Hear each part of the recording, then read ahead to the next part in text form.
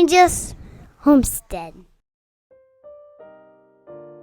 Sons and Daughters of God, a devotional by Ellen G. White. His principles are to be our principles. May 16th.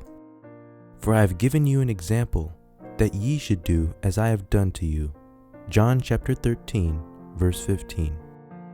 In this age we are pained to see that children and youth look upon themselves as too far advanced to submit themselves to the control of their parents.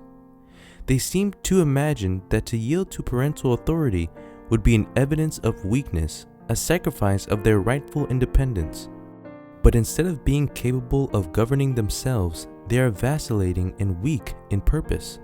Their moral powers are feeble, and they have but little spiritual power.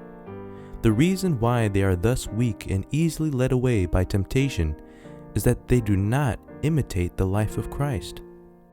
Instead of following in the footsteps of the divine Redeemer, they are filled with pride and self-esteem. They study inclination and follow the bent of their unconsecrated minds. In a moment, he distinguished between right and wrong and placed sin in the light of God's commands, holding up the law as a mirror which reflected light upon wrong. It was this keen discrimination between right and wrong that often provoked Christ's brothers to anger. Yet his appeals and entreaties and the sorrow expressed in his countenance revealed such a tender, earnest love for them that they were ashamed of having tempted him to deviate from his strict sense of justice and loyalty. God will have a people zealous of good works, standing firm amid the pollutions of this degenerate age.